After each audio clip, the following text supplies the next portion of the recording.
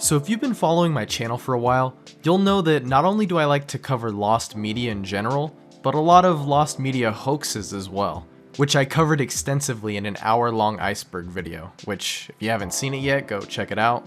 But yeah, I think it's really interesting to look at these legends, these fake pieces of lost media, and see how they really came to be, and even if they're still sought after to this day. But usually it's pretty easy to tell if a piece of lost media is fake or not. I mean, some seem a lot more legitimate, like Saki Sanobashi for example, which still has people searching for it to this day. But then there's ones like the SpongeBob defecation broadcast, which you don't even really need to look into to know that it's not true. But that's why sometimes it's interesting to look at cases that aren't so cut and dry, where we're not really sure if it's real or a hoax. So in this video, we're going to take a look at 12 pieces of unconfirmed lost media.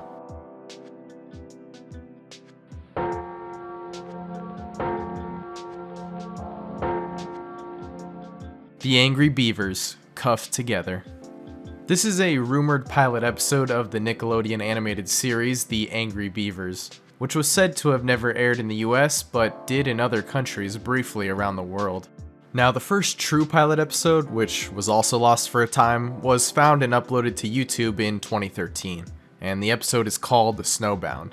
And because this was lost and merely a rumor for a time as well, the second part of the pilot, titled Cuffed Together, was also thought to have aired and was just lost. Now, over the years, many people have claimed to have seen the episode, particularly in Latin America, and there is even a brief plot synopsis which was given of the episode, which is that basically the two beavers, Daggett and Norbit, are handcuffed together after being arrested for destroying a wooden statue, and throughout the episode they attempt to escape while in the handcuffs. But on the other hand, in 2001 there was actually a fan fiction that was written about the Angry Beavers on a fan forum that had a very similar plot that was also titled Cuffed Together. So it could just be this fan fiction which was being remembered and it was somehow thought to be an episode, or maybe the episode really does exist, although there is no proof as of yet.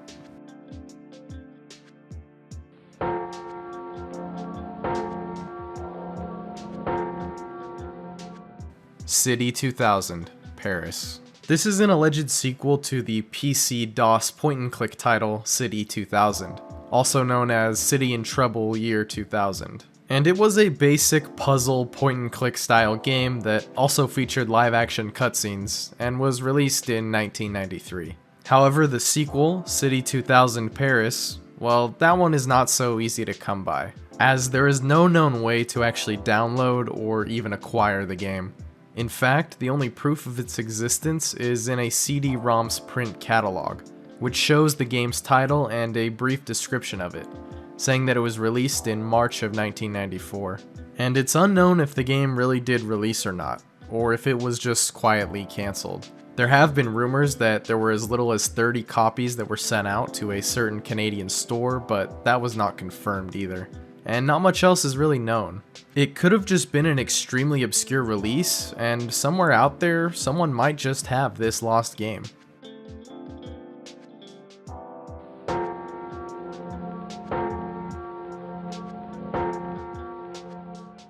Dracula, or Dracula 1920 as it's also called to avoid confusion with the other like 500 Dracula movies. This one, however, was an alleged Russian adaptation of the Dracula novel. However, like a lot of other very old silent films from this time, it's completely lost. Not only that, we're not even really sure if it ever really existed in the first place. There's no stills, no footage, no production materials of any kind, nothing. Although if it really did exist, it would have been the actual first Dracula film, as the iconic one that everyone knows about wasn't made until 1931. Unless you count like Nosferatu, but we're not going to get into all that right now. Anyway, there's only a couple of places that this film is even cited as being real. Those being a book called The Vampire Book, The Encyclopedia of the Undead by J. Gordon Melton, a Russian encyclopedia page, and a Russian news website, which claimed the film was found in Serbia at some point. But that is thought to be most likely a hoax, as no info has ever came out from that. And so we're left with not much at all, and it's thought that if it did exist, it was probably destroyed in the Russian Civil War.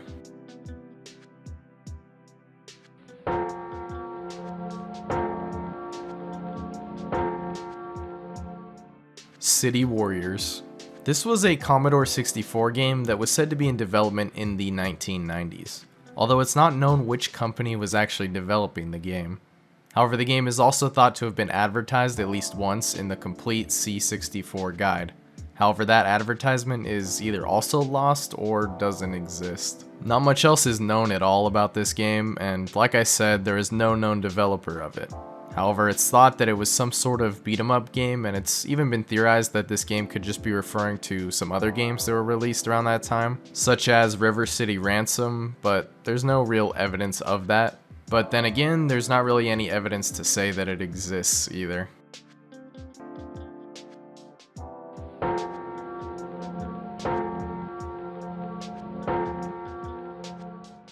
The Funhouse of Dr. Freak. This was supposedly the 36th book in the Ghosts of Fear Street series. However, there is little to no information on this entry in the series, although it's thought that it might have been released in or around 1998.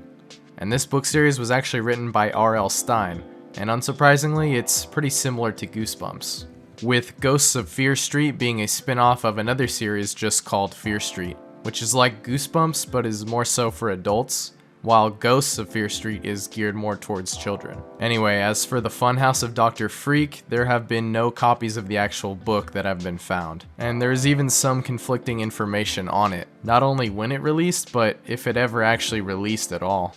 Although somehow there was actually a summary which was found and can be read on Goodreads, which says, "When Joe breaks a funhouse mirror at a carnival, he releases an exact double of himself. Can he stop his evil twin before he takes over Joe's life?" There was also an Amazon page that listed the book, which also had some reviews of it. However, even with all this info, the book still has not been found, and it's still unknown if it's real or not, although I think it definitely could be possible.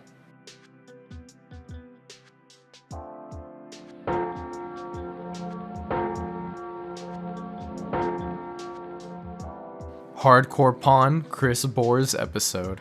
The show Hardcore Pawn aired from 2010 to 2015 for 9 seasons on True TV, showing the lives of pawn shop owner Les Gold as he and his family managed their pawn shop. However, there was actually a 10th season which was planned, however it was eventually cancelled. Although it's thought that there may have been at least one episode which was filmed for the season, which would have featured Chris Bohrs, also known as the Irate Gamer, who would deal with a paranormal haunting in the pawn shop. The only evidence of this episode is that Bohrs in 2014 stated that he would appear on a reality show in early 2015, although at the time he didn't reveal which one. And on March 5th of 2015, he uploaded a video to his channel saying that the show was Hardcore Pawn, and that he would hunt ghosts on the show, even including a picture of himself with Les Gold. However, in April of 2015, the final episode of the series aired, and the alleged episode with Chris Bohrs was never released.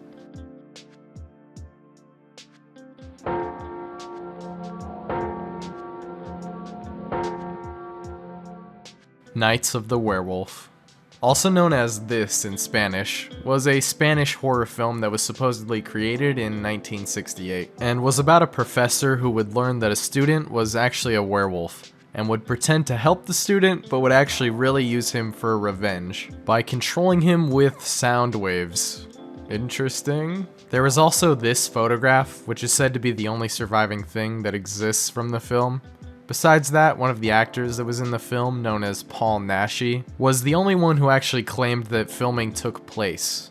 It's also said that the film's director, this guy, don't want to try to pronounce his name, was killed in a car accident only a week after the film was sent off to be processed. But there's some variations on this story, such as that the film might have been destroyed in the accident, or that the lab that was processing the film might have misplaced it or even destroyed it. Another interesting thing to note is that some of the actors that Paul Naschy had claimed played lead roles in the film actually don't exist at all, and the director has no other known credits to his name, and no one really seems to know or remember him at all. And some people think that this film was entirely made up by Naschy, and it kind of seems like some sort of urban legend, but let me know what you guys think.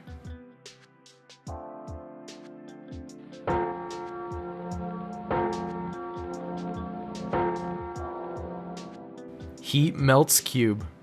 So one of the songs that Eazy-E is most well known for is his diss track that was targeted at Dr. Dre and the Death Row record label. However, Eazy-E himself was also dissed by Ice Cube, and surprisingly there was no response, no diss track for Ice Cube. At least it was never released. The whole legend about a diss track on Ice Cube kind of started after Eazy-E's death. But in 2006, a user on an Eazy-E forum stated that there was actually going to be an entire EP dedicated to dissing Ice Cube. But it was never released, most likely due to the fact that the two made up with each other in the years preceding his death. Although the legend also said that Ice Cube, after hearing it for the first time in the studio, left in tears, and that the lead track of the EP was titled Heat Melts Cube. And over the years, the legend only grew, with numerous people claiming to have the EP, or that they have clips, or even full songs. Although I think the biggest piece of evidence for this existing is that DJ Yella claimed to be in the possession of an unreleased Eazy-E diss track. But he didn't expound on that at all, so I guess we can only speculate.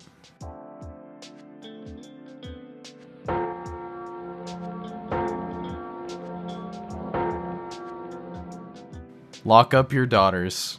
So this film was supposedly released in 1959 and was a horror film that starred Bela Lugosi, who passed away 3 years prior. However, this film is very obscure, and in fact, there isn't even a plot synopsis at all that really exists. Although there have been some reviews of the film, which state that it might have involved a sort of vampire-like doctor, probably played by Lugosi, who would do some experiments on people in order to bring his dead wife back to life. The film is also said to have been pretty short, running only 50 minutes.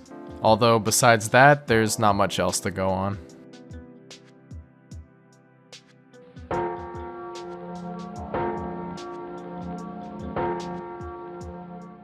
Kurt Cobain's Ren and Stimpy song.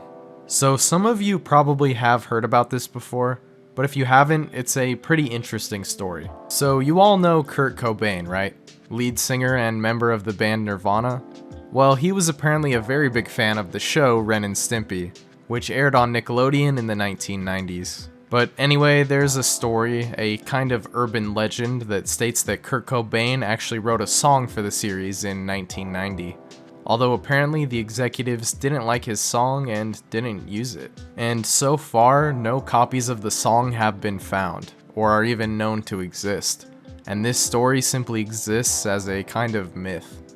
And in 2019, in a Spanish interview, the creator of Ren and Stimpy, John Kricfalusi, stated about the rumor that he had no recollection of this happening, nor that there was even a rumor to begin with.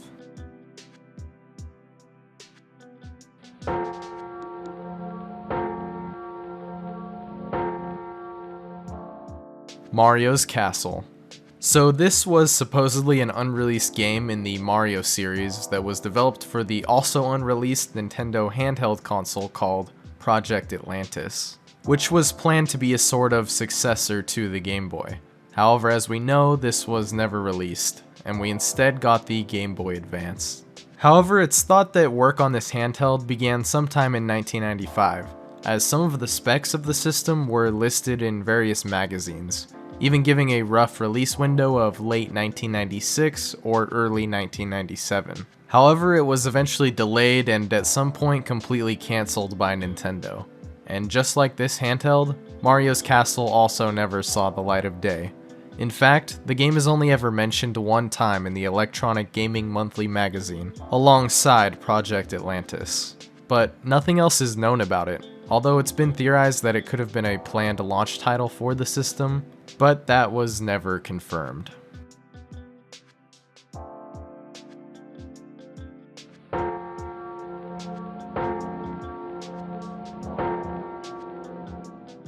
Hitogata. One of the most recently infamous pieces of lost media for being extremely hard to track down and having multiple leads that didn't give a good answer. We have Hitogata, which has had a huge search going for it for a while now. And still, not only has it not been found, but we're still unsure if it even exists at all.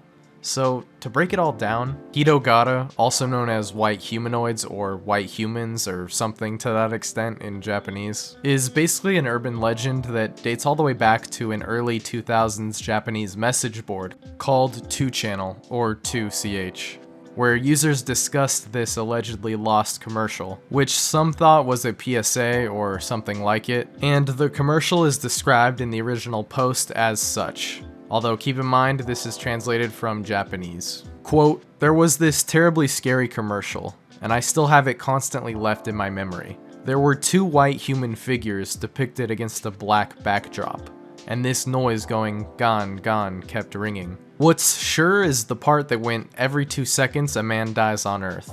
So after the noise is repeated twice, one of the figures disappears. On the next instant, the human figure returns back to its old place. And now it's the other one that disappears." It was a commercial with only that repeating over and over for an extended time. And yeah, there's a ton you could dive into here with this topic. I mean, people have made great whole videos on the topic, diving into all the lore, speculation, theories, and even contradictions, with people allegedly remembering this commercial. And some people have even claimed to have found it and posted it on YouTube. However, can you really know if it's real, if you can't even really confirm that it's existed at all? I'm not sure, but I hope one day we find out.